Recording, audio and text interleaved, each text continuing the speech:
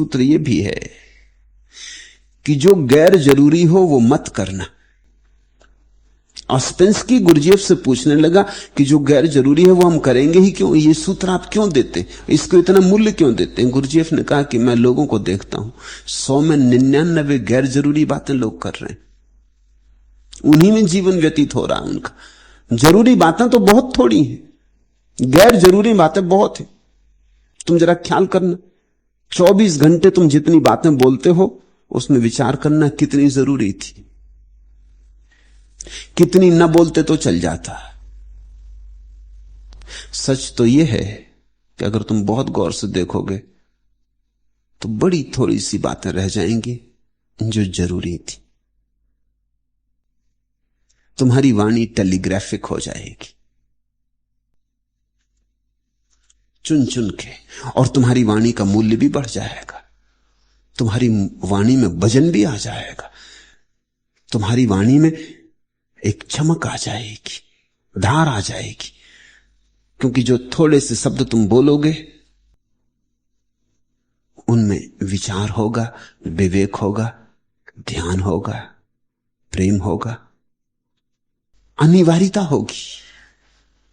और एक चमत्कार तुम पाओगे कि जो गैर जरूरी बातें तुम बोल रहे थे उनके कारण 1000 झंझटें पैदा हो रही थी, वो 1000 झंझटों से तुम बच जाओगे। जो गैर जरूरी बातें तुम बोल देते थे उनके कारण 1000 काम भी तुम्हें करने पड़ते थे। बोल के थोड़ी छुटकारा है, बोले कि फंसे, वो 1000 काम से भी तुम बच गए। तुम्हारे जीवन में एक शांति प्रविष्ट होने लगेगी, एक प्रसाद उतरने लगेगा, तुम सौम्य हो जाओगे। वही शोभा है जहां सौम्यता है, जहां प्रसाद है, जहां संतुलन का संगीत है, जहां सौंदर्य है। अब तुम मुझसे पूछो तो मैं इसी को सौंदर्य कहता हूं, संतुलन को। जब तुम्हें किसी चेहरे में भी सौंदर्य दिखाई पड़ता तो उसका कारण यही होता है कि चेहरे में एक संतुलन होता है, अनुपात होता है। जब तुम किसी देह में भी सौंदर्य देखते हो तो उसका कारण क्या? एक अनुपात होता है। सब अंग अनुपात में होते, जैसे होने चाहिए वैसे होते, गैर अनुपाती नहीं होते कि एक हाथ लंबा एक छोटा, एक आंख बड़ी एक छोटी, नाक एक तरफ एक ढंग की दूसरी तरफ दूसरे ढंग की। जब ऐसा होता तो तुम कहते हो आदमी कुरूप। क्या अर्थ हुआ कुरूप का? कुरूप का अर्थ हुआ अनुपात नहीं है, संतुलन नहीं है, संगीत नहीं है। तुला के पलवे अलग अलग है, एक बहुत झुका है, एक बिल्कुल नहीं झुका है, बेढंगापन है,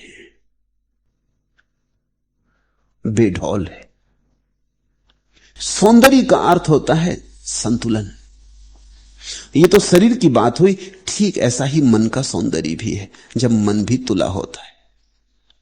तुम्हारे जीवन में जब मन का सौंदर्य आता है तो तुम्हारे देह के भीतर से एक आभा प्रकट होने लगती, जैसे कोई दिया जल गया भीतर, और उसकी रोशनी तुम्हारे देह को भी पार करके झलकने लगती।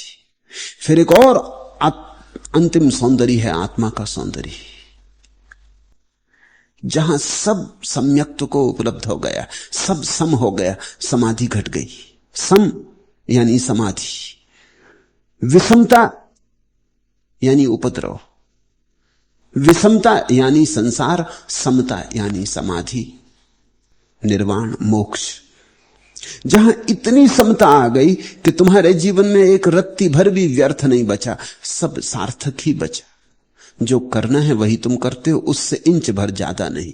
जितना करना है बस उतना ही करते हो, उससे रत्ती भर ज्यादा नहीं। और जो नहीं करना वो तुम नहीं करते। जितना श्रम चाहिए उतना श्रम, जितना विश्राम चाहिए उतना विश्राम। तुम्हारे दिन और रात बराबर हो गए, तुम्हारी स्त्री और पुरुष तुल गए, तुम्हारा रज और तम दोनों धुल गए। अब जो बचा वही सत्व है, अब जो बच रहा वही संतत्व है, अब जो बच रहा वही परम शुद्धि, साधुता, या जो नाम तुम्हें प्रीतिकर हो।